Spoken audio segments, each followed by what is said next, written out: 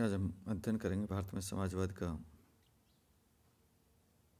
विकास। मैं doctor Gulab Chand Meena, associate professor political science, SRP government PG college Bandikui.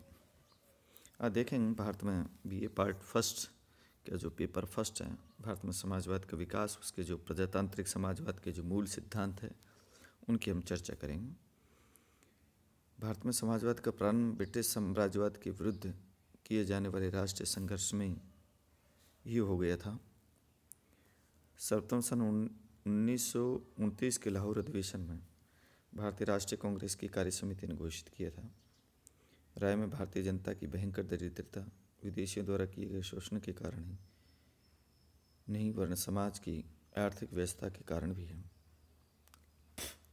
जिसका विदेशी शासक अपना शोषण जारी रखने के लिए समर्थन करते हैं। इस दरिद्रता को दूर करने और भारत की सर्वसाधारण जनता की दशा सुधारने के लिए समाज की वर्तमान सामाजिक आर्थिक व्यवस्था में क्रांतिकारी परिवर्तन करने पड़ेंगे। इस प्रकार 1931 में कराची अधिवेशन में कांग्रेस द्वारा पारित प्रस्ताव के कार्यकाल में प्रांकथन में कहा गया कि यदि हम सर्वसाधारण के लिए स्वराज्य को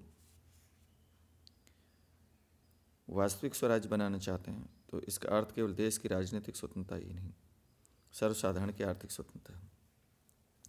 और गांधी जी ने भारतीय आदर्शों और परिस्थिति के अनुकूल समाजवाद का प्रतिपादन किया और स्वतंत्र आंदोलन के काल में पंडित जवाहरलाल नेहरू, सुभाष चंद्र बोस, मानवेंद्र राय आचार्य, नरेंद्र देव, जयप्रकाश नारायण, राम मनोहर लोहिया आदि नेताओं ने भारतीय राष्ट्रीय कांग्रेस के अंदर और बाहर समाजवादी विचारधारा को लोकप्रिय बनाने में महत्वपूर्ण योगदान दिया।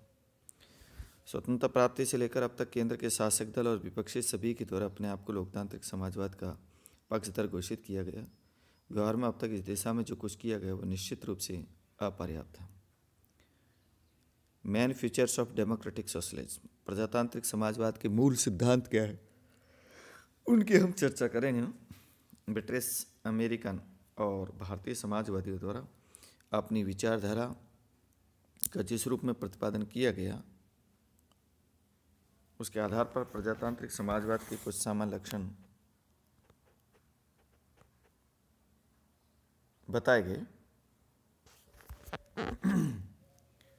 जो इस निम्न प्रकार हैं। पहला, पूंजीवाद साम्यवाद दोनों के विरोधी है। प्रजातांत्रिक समाजवाद पूंजीवाद साम्यवाद दोनों विचारधाराओं का समान रूप से विरोधी है। पूंजीवाद असमानता और सामान्य जनता के शोषण पर आधारित है और ऐसी व्यवस्था कभी भी समस्त जनता के कल्याण में नहीं हो सकती। साम्यवाद में उसका विरोध भी उतना ही आधारभूत है जितना एक पूंजीवाद में उसका विरोध।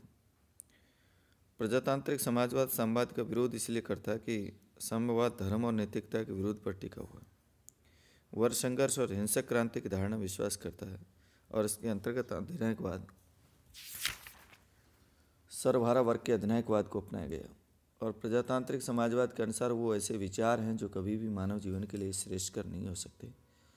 साम्यवाद को अपना प्रथम शत्रु मानता है और नवीन साम्राज्यवाद का यंत्र कहकर उसकी भर्त्सना करता है। प्रजातांत्रिक समाजवाद पूंजीवाद और साम्यवाद इन दोनों का विरोध करते हुए आर्थिक और सामाजिक जीवन के क्षेत्र में एक नया मार्ग प्रशस्त करता है। दूसरा है सर्वाधिकारवाद का विरोधी और प्रजातंत्र का उपासक। प्रजातांत्रिक समाजवाद का सबसे प्रमुख लक्षण बताया गया है कि वो सर्वाधिकारवाद के सभी रूपों घोर विरोधी है, क्योंकि सर्वाधिकारवाद में मानवीय व्यक्तित्व, उसकी स्वतंत्रता और गरिमा को कोई महत्व प्राप्त नहीं होता। और सर्वाधिकारवाद के विपरीत ये समाजवाद का पूर्ण उपासक है, क्योंकि इसके द्वारा समाजवाद का मार्ग प्रजातंत्र के पूरक के रूप में अपनाया गया है। और नॉर्मल थॉमस के शब्दों में समाजवाद प्रजातंत्र की ही पूर्ण सिद्धि है। प्रजातांत्रिक समाजवाद का यह दृढ़ विश्वास है कि आर्थिक और सामाजिक क्षेत्र में जो परिवर्तन किए जाने हों उसके लिए प्रजातांत्रिक पद्धति को अपनाया जाना चाहिए। Avon F.M. डार्विन के अनुसार प्रजातंत्र प्रणाली समाजवाद का अंतर्निहित अंग है और इसे उससे पृथक नहीं किया जा सकता। मानव एक नैतिक प्राणी है। पूंजीवाद और साम्यवाद दोनों विचारधारा के अंतर्गत मानव को एक आर्थिक प्राणी माना गया। प्रजातांत्रिक समाजवाद मानव को एक नैतिक प्राणी मानता है और पूंजीवाद इस गलत धारणा पर आधारित है कि व्यक्ति केवल लाभ या दंड के भय से क्रियाशील होता है। साम्यवादी मानते हैं कि हिंसा, भय और आतंक जैसे अमानवीय तत्वों के आधार पर कोई कार्य किया जा सकता है, किंतु वस्तुतः मनुष्य एक भौतिक या आर्थिक प्राणी नहीं है, वह एक नैतिक प्राणी है, और ये केवल भौतिक विचारों से नहीं वरन आदर्शों और आशाओं से प्रभावित होता है तथा सहयोग, सामाजिकता और भ्रातृत्व की भावनाओं के आधार पर कार्य करता है। समाजवाद मानवीय प्रकृति के संबंध में इसी आशावादी दृष्टिकोण को अपनाता है और मनुष्यों के नैतिक विकास पर बल देता है। चौथा, धर्म और नैतिकता पर आधारित। प्रजातांत्रिक समाजवाद मानव जीवन में धर्म और नैतिकता के महत्व को स्वीकार करता है। समाज सामाजिक व्यवस्था धर्म और नैतिकता पर टिकी हुई है। मिटाने का प्रयत्न किया गया तो समस्त व्यवस्था ढह जाएगी। और प्रजातांत्रिक समाजवाद के अधिकांश प्रतिपादकों द्वारा समाजवाद की प्रेरणा धर्म से प्राप्त की गई। धर्म और नैतिकता से प्रजातांत्रिक समाजवाद का आशय कर्मकांड, भाग्यवाद, धार्मिक जीवन की अन्य कुप्रवृत्तियों को अपनाने से नहीं है। प्रजातांत्रिक समाजवाद अपने आप को किसी एक वर्ग, एक विशेष धर्म से भी नहीं वरन सभी धर्मों के समान रूप से प्रतिदिन नैतिकता और आध्यात्मिकता के समान सिद्धांतों से ही संबद्ध करता है। वर्ग संघर्ष की अपेक्षा वर्ग सामंजस्य में विश्वास। प्रजातांत्रिक समाजवादी समाज में पूंजीपति वर्ग और श्रमजीवी वर्ग की विद्यमानता को स्वीकार करते हुए वर्ग संघर्ष के सिद्धांत को नहीं मानते। वर्ग संघर्ष की भावना दूषित हिंसात्मक वातावरण को जन्म देती है और औद्योगिक क्षेत्रों में उत्पादन बढ़ाने के बजाय गतिरोध का कारण बनती है। और प्रजातांत्रिक समाजवाद के अनुसार पूंजीपति और मजदूर वर्ग के हितों में एकता स्थापित की जा सकती है। और हमारा मूल मंत्र वर्ग संघर्ष की अपेक्षा वर्ग सामंजस्य और वर्ग सहयोगी होना चाहिए। छठी बात है आर्थिक स्वतंत्रता के साथ साथ बौद्धिक और राजनीतिक स्वतंत्रता का प्रतिपादन।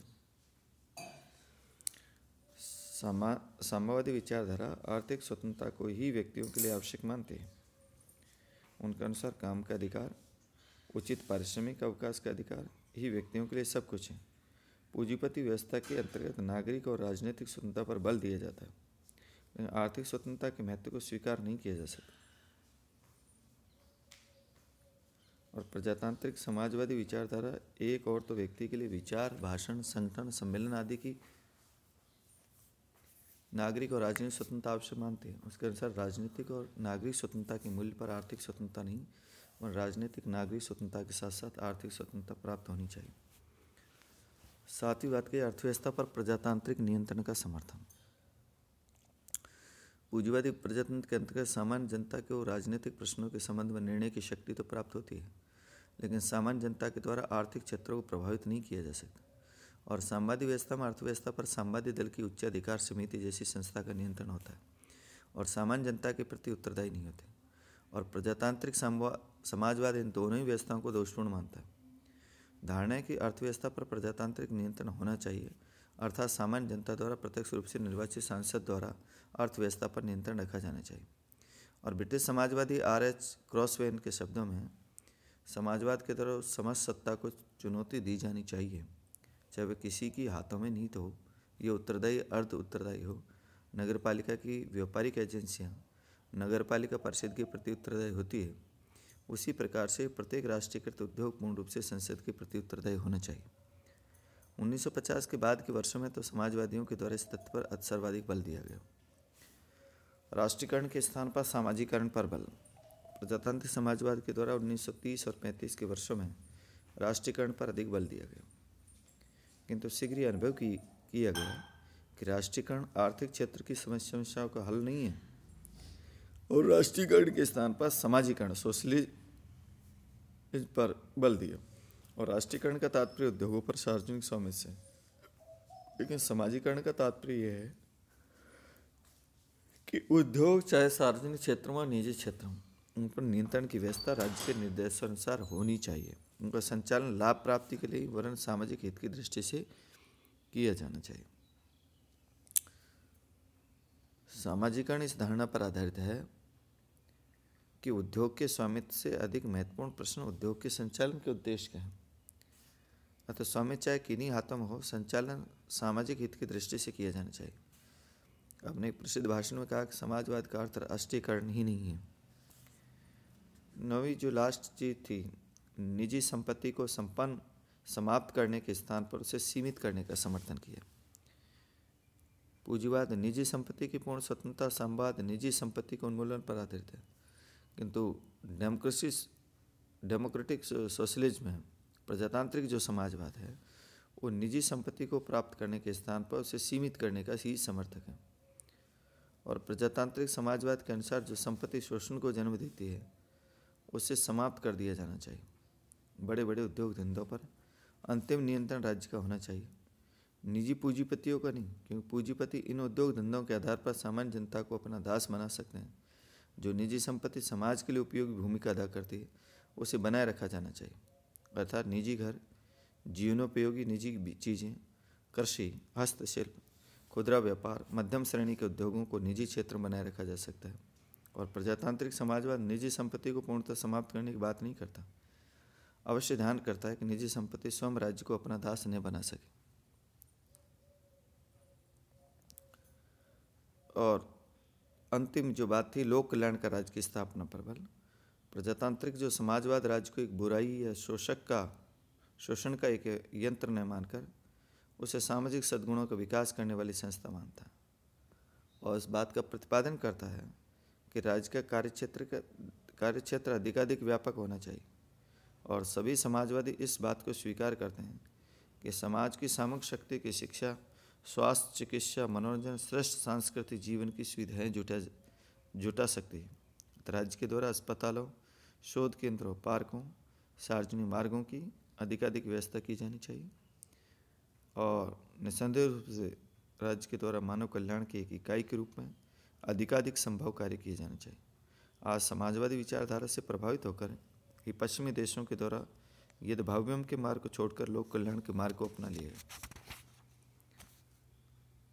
और सत्ता का विकेंद्रीकरण और स्थानीय संस्थाओं का अधिकाधिक सत्ता। प्रजातांत्रिक समाजवाद सत्ता के केंद्रीकरण के स्थान पर विकेंद्रीकरण का समर्थक है और निर्देश करता है कि स्थानीय संस्थाओं की स्थापना कर उन्हें अधिकाधिक शक्तियाँ प्रदान की जानी चाहिए। और समाजवादियों का विचार है कि जहाँ कभी भी संभव हो सार्वजनिक स्वामित्व की छोटी इकाइयों की स्थापना की जानी चाहिए, स्थानीय प्रजातंत्र पुनर्जीवित हो सके।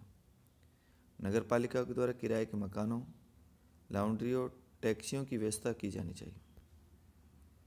और विश्व शांति की धारणा और मानवतावाद में विश्वास।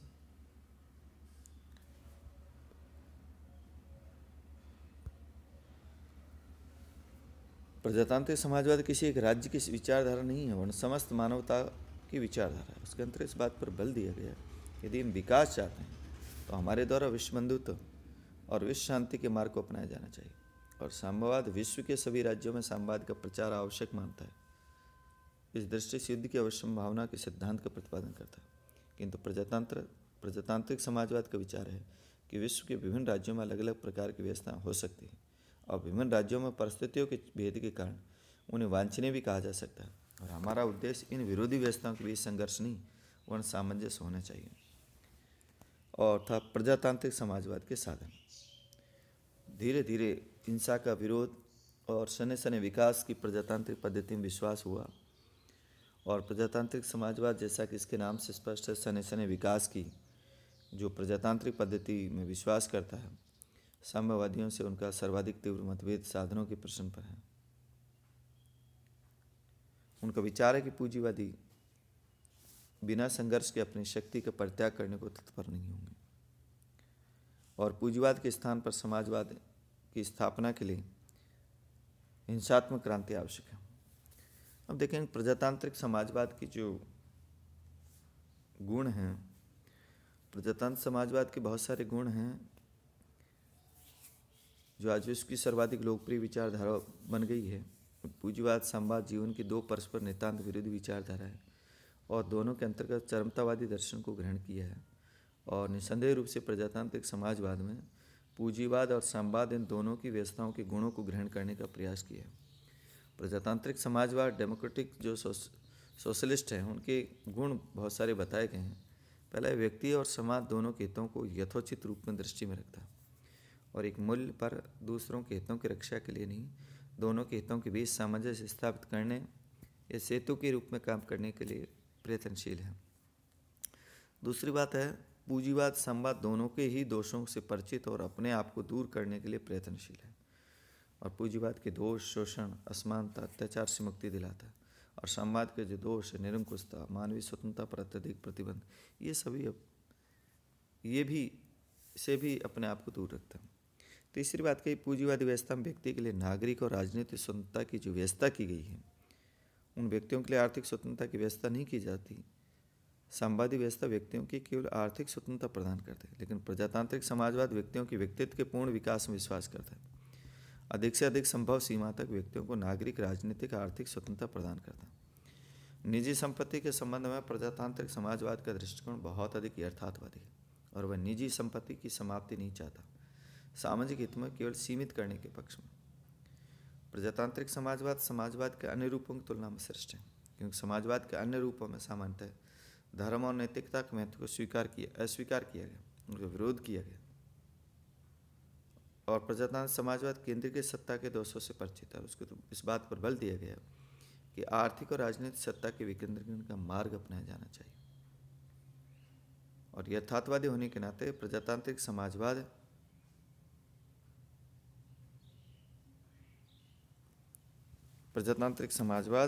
आर्थिक राजनीतिक सत्ता के विकेंद्रीकरण का मार्ग अपनाया है। यथार्थवाद दर्शनों के नाते प्रजातांत्रिक समाजवाद राष्ट्रीयकरण की कमियों से परिचित है। और नेक्स्ट है राष्ट्रीयकरण और साम्राज्यवाद, राज्यवाद के दोषों को दूर करने के लिए प्रजातांत्रिक समाजवाद के द्वारा बहुत कुछ अधिक उपयोगी सुझाव दिए गए। प्रजातांत्रिक समाजवाद इस दृष्टि से श्रेष्ठ है कि समानता पर आधारित सामाजिक व्यवस्था की स्थापना के लिए हिंसा या बल प्रयोग को आवश्यक नहीं मानता। वांछित समाज की स्थापना शांतिपूर्ण और संवैधानिक साधनों के द्वारा ही करने के पक्ष में। समाजवाद लोक कल्याणकार राज्य की धारणा में विश्वास करता है और नियोजन की पद्धति को अपनाकर समस्त जनता के कल्याण में कार्य करना चाहता है। और बहुत सारे तर्क भी दिए गए कि प्रजातांत्रिक समाजवाद के विरुद्ध जो तर्क दिए गए किसी ठोस दर्शन पर आधारित नहीं है। साम्यवादी विचारधारा के बहुत अधिक ठोस दर्शन कार्ल मार्क्स और एंजेल्स की विचारधारा पर आधारित है। स्पष्टता निश्चित आ गई है कि प्रजातांत्रिक समाजवाद के पीछे इस प्रकार कोई ठोस दर्शन नहीं है। दूसरी बात कही गई, ये एक विरोधाभास युक्त दर्शन है। प्रजातांत्रिक समाजवाद में विरोधाभास भी है, और प्रजातांत्रिक समाजवाद के विरोधाभासों में प्रजातंत्र और समाजवाद दोनों के परस्पर विरोध है, और दोनों में एक कोई अपनाया जा सकता है। तीसरी बात कही, नैतिक दृष्टि से वंचित है। प्रजातांत्रिक जो समाजवाद है वो नैतिक दृष्टि से वंचित मानते हैं। ये विचारधारा समानता की धारणा पर आधारित है, किंतु प्रकृति की दृष्टि से मनुष्य समान नहीं है। दूसरा, मनोवैज्ञानिक दृष्टि से त्रुटिपूर्ण है। कुछ लोगों का सर्वाधिकारवाद की ओर एक चरण है। व्यक्तियों का चारित्रिक पतन है, नौकरशाही का विस्तार है, उपभोक्ताओं के लिए कष्टप्रद है, और भौतिक अवधारणा। हम निष्कर्ष रूप में हम देखेंगे निस्संदेह रूप से कि प्रजातांत्रिक समाजवाद के उपयुक्त प्रकार की जो आलोचना की गई, इन सब आलोचनाओं के बावजूद ये कहा जा सकता है कि सैद्धांतिक दृष्टि से ही कुछ महत्व है। जहाँ तक व्यवहार का संबंध है, हमारे समग्र प्रजातंत्र के समान ही प्रजातांत्रिक समाजवाद का कोई विकल्प नहीं है। प्रजातांत्रिक समाजवाद के जो दोष बताए गए हैं वो वास्तव में इस विचारधारा के दोष नहीं, वर्ण मानवीय व्यवहार, चरित्र और हमारी जीवन व्यवस्था के दोष हैं। जनमत के विकास और नैतिकता के उत्थान और प्रशासनिक कुशलता के आधार पर दूर किया जा सकता है, और यूरोप के कुछ विकसित और प्रजातांत्रिक देशों में भी इस तरह से दूर किया गया है। धन्यवाद।